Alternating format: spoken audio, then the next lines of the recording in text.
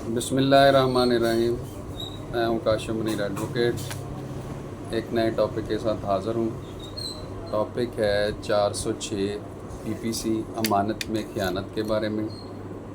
जो जुर्म बंदा किसी के हवाले अमानत करता है और वो इस अमानत को खुर्द बुर्द कर लेता है, तो इस हवाले से 406 उस पर जुर्म आयद होता है।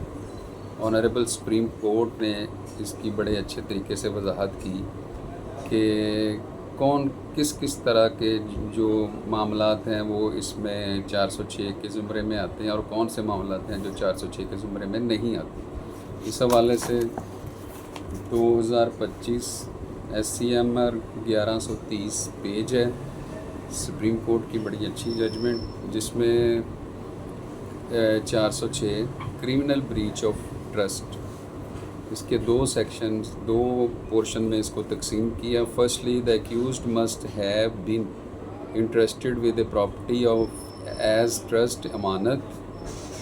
The accused must have interested with the property as अमानत and he had domain over the trust अमानत, कि किसी जो मुद्दई है उसने अपनी प्रॉपर्टी जो उसकी मलकियत थी वो मुल्ज़म के हवाले की और मुल्ज़म ने जो है वो उस अमानत को अपने पास रखा।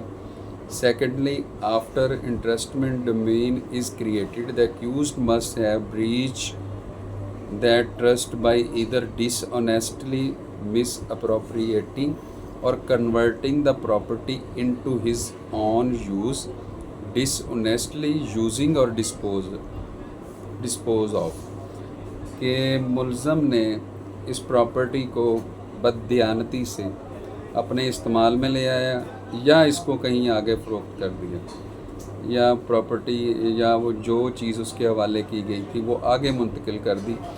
तो यहाँ पर फिर 406 जो दफ़ा है वो लगेगी और अमानत में ख़यानत होगी, क्रिमिनल ब्रीच ऑफ ट्रस्ट इसको माना जाएगा। लेकिन अगर इसके साथ साथ अगर आपने कोई कारोबारी हवाले से पैसे किसी के हवाले किए और उसने अमानत में ख़यानत कर ली, तो ये 406 के ज़िम्मे में नहीं आएगा। आपने कोई मुनाफा पर रकम दी या कोई इकरारनामा बिज़नेस के हवाले से तहरीर किया, तो ऐसी सूरत हाल में 406 अट्रैक्ट ना करेगी, बल्कि ऐसे मामला जो हैं वो सिविल कोर्ट के ज़िम्मे में आएंगे, जहाँ पर आप दावा दिलाने फहमीद हिसाब कर सकते हैं, लेकिन 406 की डेफिनेशन में नहीं आएगी। और इसके साथ साथ एक जो आम तहरीर सामने आती है कि फ़लाँ बंदा जो मुल्ज़िम था वो मेरे घर आया तो मैंने अमानत उसके हवाले कर दी, तो ऑनरेबल कोर्ट्स का इस हवाले से बड़ा वाज़ेह व्यू है कि अमानत उसके घर जाकर उसके हवाले की जो आपकी मलकियत थी, और उसमें बाद में एक स्पेसिफ़िक टाइम के लिए आपने अमानत, आपने कहीं बैरून मुल्क जाना था, हज उम्रे पे जाना था या किसी दूसरे शहर जाना था, तो आपने कोई ज़ेवरात, कोई गाड़ी, कोई पैसे उसके हवाले किए बतौर अमानत, और जब वापस आके क्लेम किया तो वो इनकारी हो गया। तो ऐसी सूरत में फिर अमानत में ख़यानत आएगी। इस केस में भी सुप्रीम कोर्ट ने इसको बड़ा अच्छे तरीके से इसकी वजाहत की।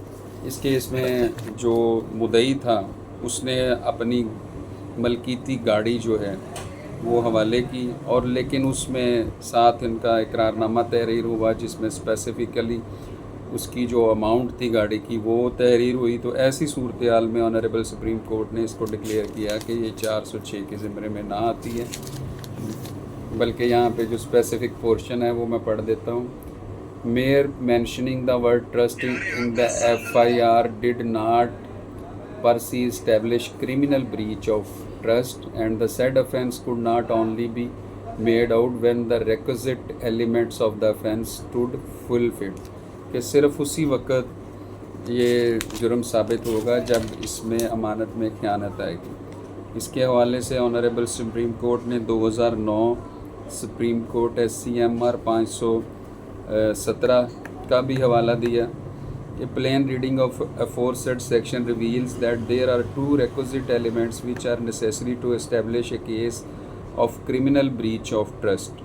Firstly, the accused must have been entrusted with the property as trust amanat, must have been domain over it and trust amanat. Secondly, after such entrustment, the accused must have breached the trust of by either dishonestly or misappropriating or converting the property to his own use or dispose of.